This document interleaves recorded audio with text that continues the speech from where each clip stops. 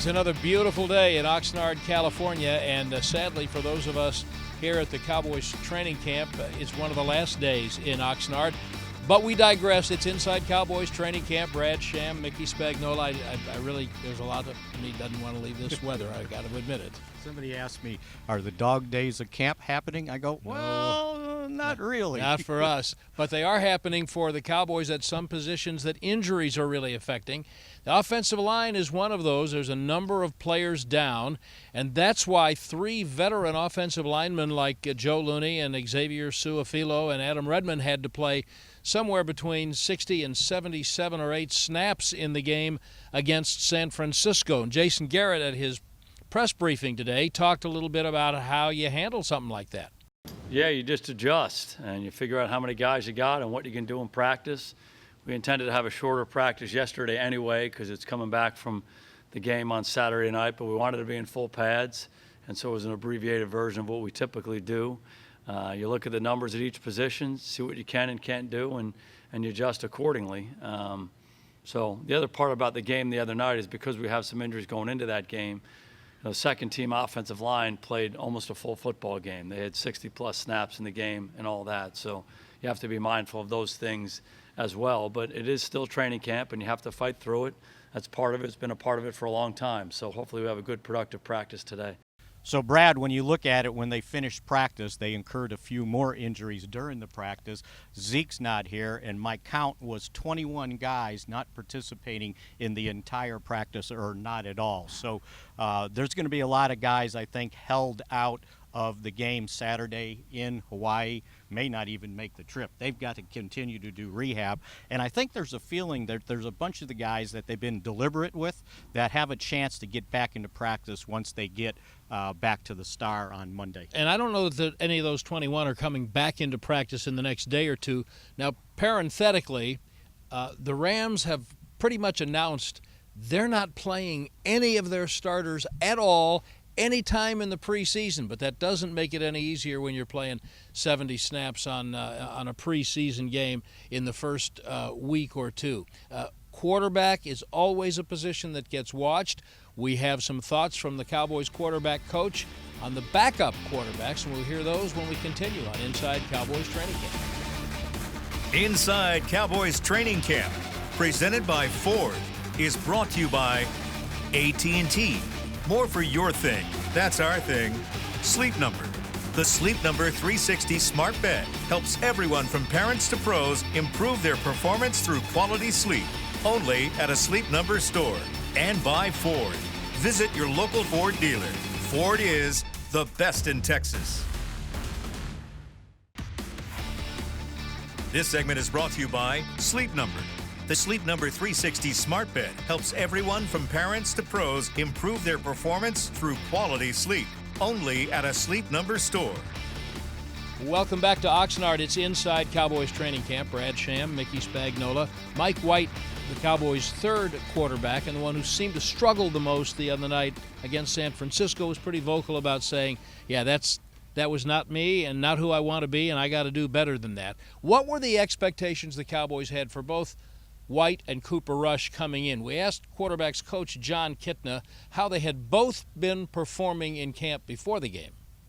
Very good. One of the things that we chart is how fast, on average, their ball, they throw the football from snap to throw, and both of them have been hovering around 2.5 seconds, and that's really good. That means they're making fast decisions with the football, which means they understand what we're trying to do with it. Number one, on offense. Number two, what the defense is doing, and how to get to the answers fast. Let's take him individually. Cooper, where's he made the greatest strides?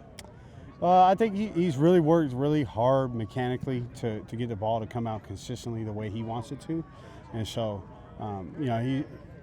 he's as smart as anyone, knows the offense really, really well, understands defenses, understands protections, all that stuff, and he's been, like I said, working really hard mechanically on just having a consistent stroke, and so I think he's made big time strides in that. And how about Mike? Where are his biggest strides? Yeah, I think just the urgency and just it's one thing to be able to write it down and answer questions in there, and you don't get it until you play and play a lot, and that's one of the things that with the shortened down off season, that you don't have the luxury of doing that. And so, these every rep he gets is really, really important for us out here. And so, I'm starting to see, like I said, the speed of play pick up for him. Mike White is going to have the challenge of his young professional life because he's got an opportunity to come out and play against some Rams backups and improve his stock, but he's absolutely got to take that step. And he's got to remember this is about now. You can't bring the last game into the next game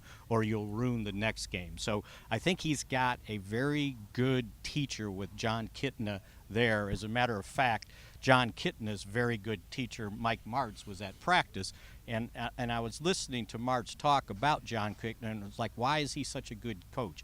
And he said, the guy loves the game, and he's got so much passion when he's teaching. He goes, that's why he's going to be successful coaching in the NFL. And that Martz piece was interesting. Of course, he was the architect of the greatest show on turf, and the fact that he's here watching Kitna, talking to Jason Garrett and the staff, and the young quarterback, that's pretty interesting to me. And actually, not only attending practice, but going into the meeting. So when you get an opportunity to pick a brain like that has been so successful in the league, boy, that's invaluable. So the Cowboys practiced again today. They will practice again tomorrow.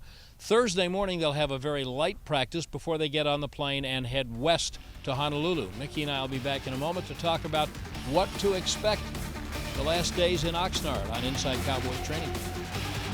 This segment was brought to you by Sleep Number. The Sleep Number 360 Smart Bed helps everyone from parents to pros improve their performance through quality sleep. Only at a Sleep Number store.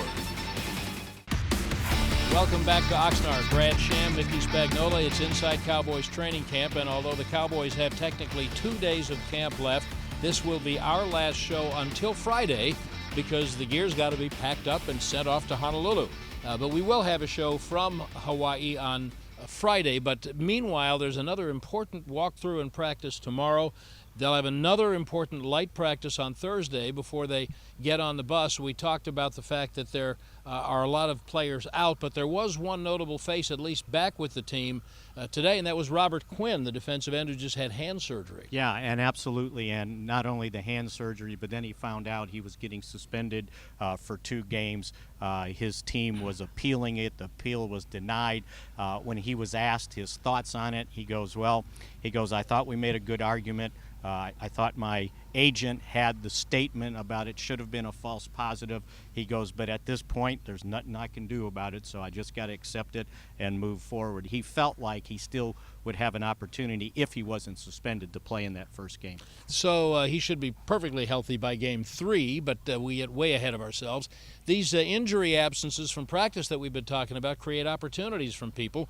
One young man who may be taking advantage is receiver Devon Smith. He's wearing number 15. He's a former high pick of the New York Jets. He's had a couple of years of bad knee injuries. With more opportunities for reps because John V. Johnson and Cedric Wilson are now out, Devon Smith is getting noticed. And it was one of those things of take care of now. You might have been having third-team reps. Well, now you got second-team reps. And he's a guy I think everybody forgot about. It was neat to talk about the young, undrafted rookies, right? How well they were doing, Reggie Davis was doing, and everybody was forgetting about Devon Smith and to a certain point, Cedric Wilson. And in the last couple days, those 2 guys have stepped up. Now, Wilson's in the concussion protocol, but keep an eye on them in Honolulu. No question about it. Again, no shows from us the next 2 days as the gear gets packed up and flown off, and we will be back with you wearing something different looking than this on Friday from Honolulu on Inside Cowboys Training Camp. Inside Cowboys Training Camp, presented by Ford, was brought to you by AT&T. More for your thing. That's our thing. Sleep Number. The Sleep Number 360 Smart Bed helps everyone from parents to pros improve their performance through quality sleep. Only at a Sleep Number store. Ford. Visit your local Ford dealer. Ford is the best in Texas. And by the Dallas Cowboys Football Club. Want to tour AT&T Stadium? For more information, call 817-892-TOUR or visit attstadium.com/tours.